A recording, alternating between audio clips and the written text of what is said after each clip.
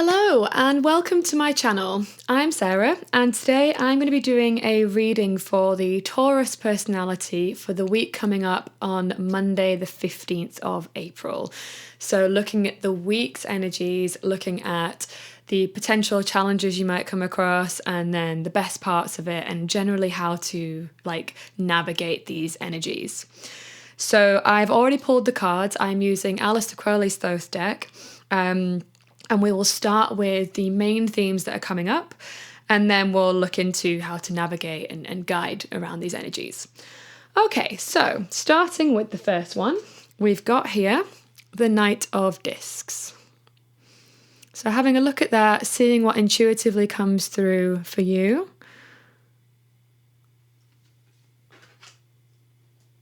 And then we've got Nine of Swords, Cruelty. So again, just having a look, seeing what comes through. And then finally, we have got the Eight of Wands, Swiftness.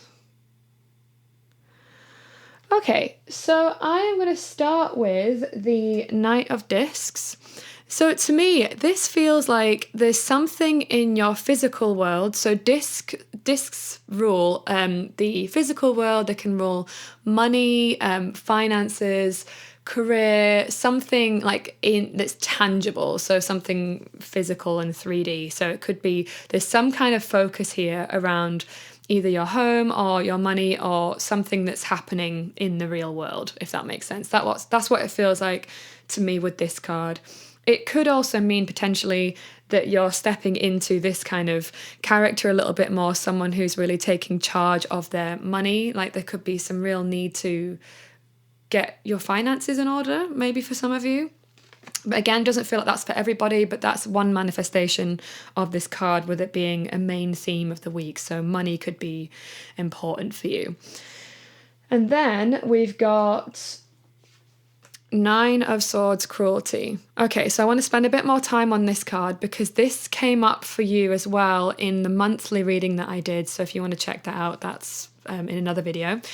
And yeah, Nine of Swords came up there as well. So there's something here for my beautiful little Taurus babies about being super hard on yourself. There's something really coming through about that. So we've got the Mars in Gemini card. And again, don't know if you can see that, but that's Gemini glyph at the bottom. That's the Mars glyph. Mars rules courage, determination going forward. Gemini is it's an air sign, rules the mind, and in its shadow overthinks and is quite frantic. And I'm Gemini, so I understand this one. Can be sort of easily overwhelmed. So Mars, a fast acting and then overwhelmed, there's something potentially very overwhelming happening for you this month and this week as well. Maybe it is just this week that it's happening in particular.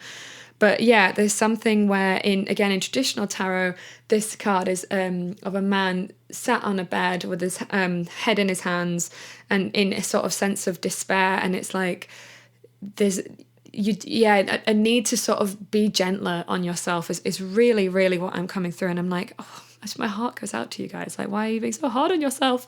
So again, we'll get into this a little bit deeper, but that's kind of what this card is speaking of. And then we've also got Eight of Wands, Swiftness.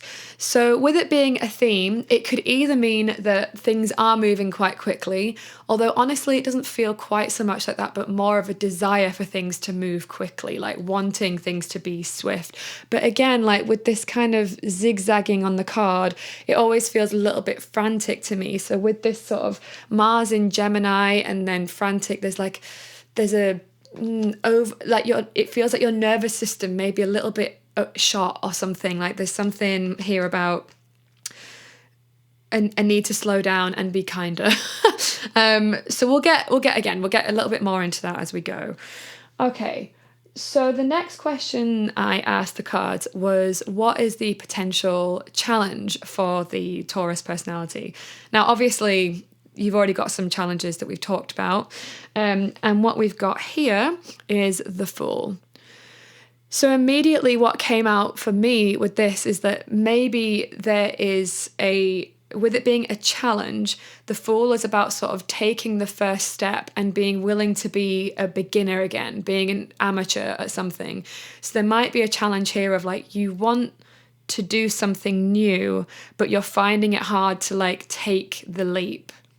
That's kind of what it feels a little bit like to me. Like, and maybe you're overthinking like your decisions, like, oh, should I do this or should I do that? And it's overwhelming. And then you're like, oh, I can't do that. Well, there's a real sense of like, for some of you, that your thoughts are like really stopping you from moving forward in this new direction.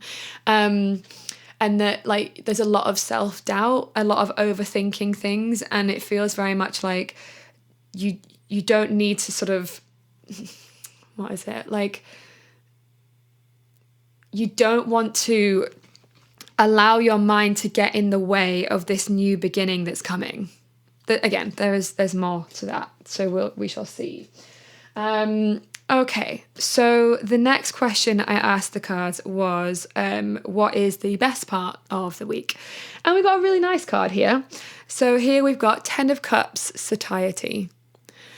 Now, in traditional tarot, it's really making me think of that card actually, which is, it's like known as the sort of happy families card. Like there is a sense of maybe your cups ruling sort of relationships in your emotional world.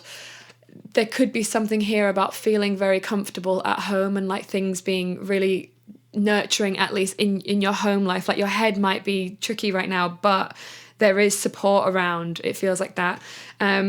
So I feel like there is there's some really lovely support here as well, actually, which is really nice. And then we've got the last question I asked, which was the what is the guidance for the week ahead? And here we've got 10 of Wands, Oppression. So again, it very much speaks to what I already kind of spoke to in the first part, which is like this card. Whenever I pull 10 of Wands, even if it's just for me, right? It's like, oh, where am I oppressing myself? Like when it comes through, it's like, it's an invitation to go, where am I being really hard on myself? Where am I bullying myself? Where am I being, like cruel?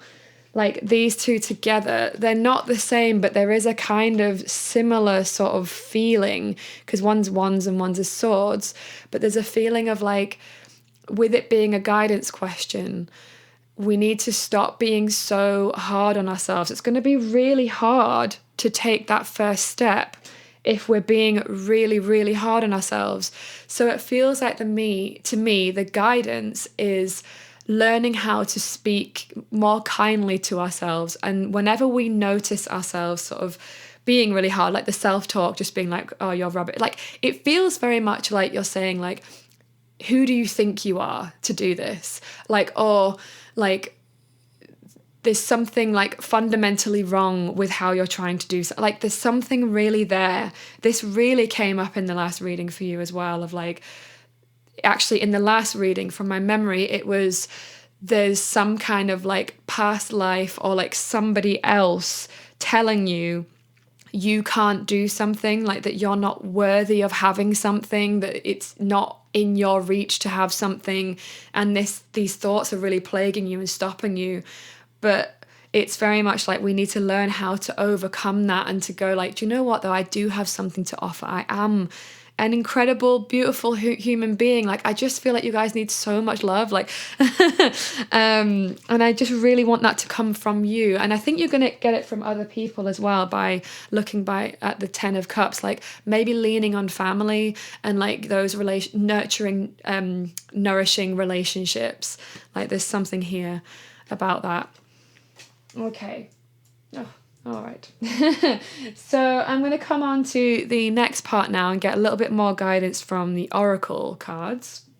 So I'm going to be using Rebecca Campbell's Starseed Oracle deck and see what other guidance wants to come through. Hello.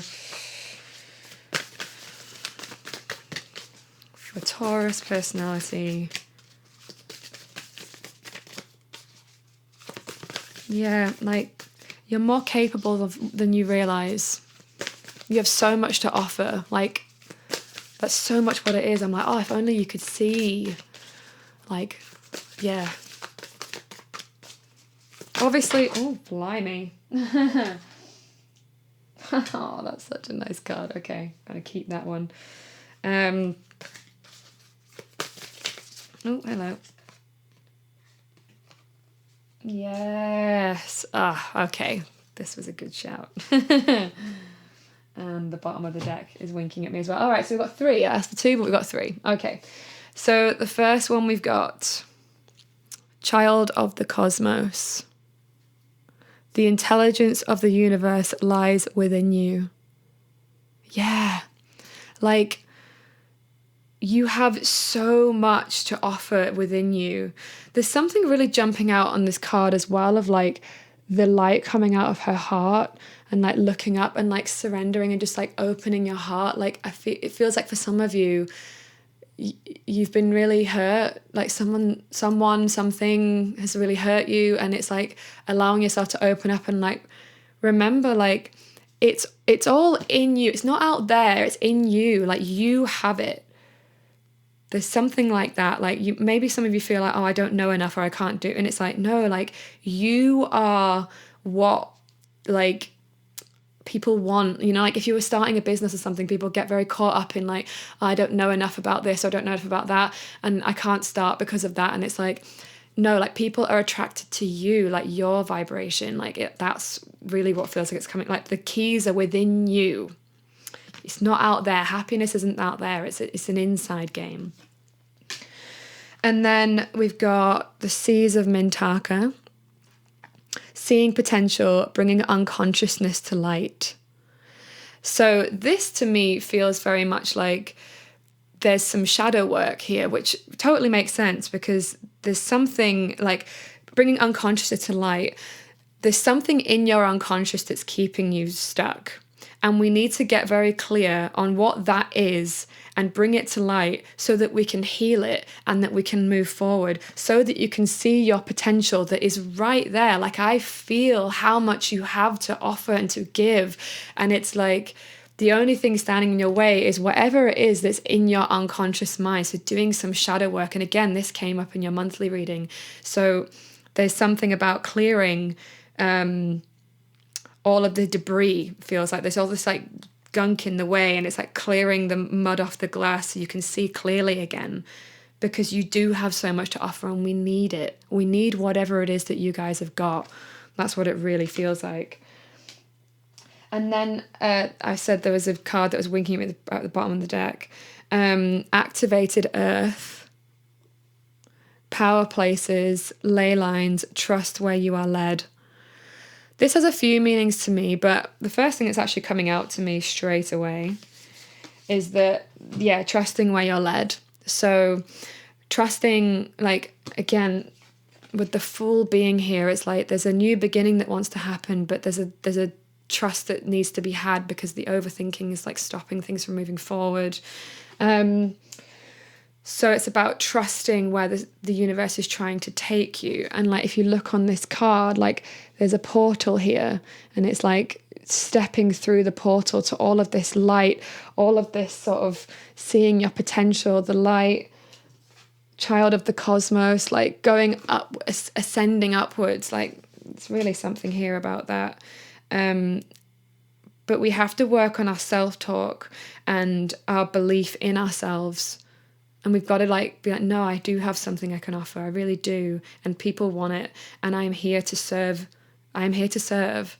Like, yeah, that's for some of you. If like, all of us are here on some kind of mission, and we need to be able to share those gifts with other people. And people want those gifts. They need you. I know I'm repeating myself a lot, but someone like in watching this, like it's really coming through for you. Now, I always say with readings, like take what resonates and leave the rest.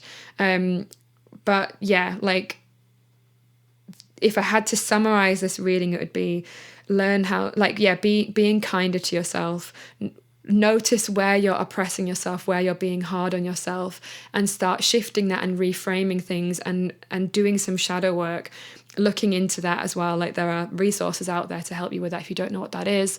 I think that'd be so helpful and so healing, and then so you can step into the light again. Yeah. Whew. I hope that was helpful. Thank you so much for watching. I know that feels super heavy, but it does feel very optimistic as well. Like, it just feels like we love you. We love you. Like, you got this. You do. You really do. Anyway, I think that's enough for that reading.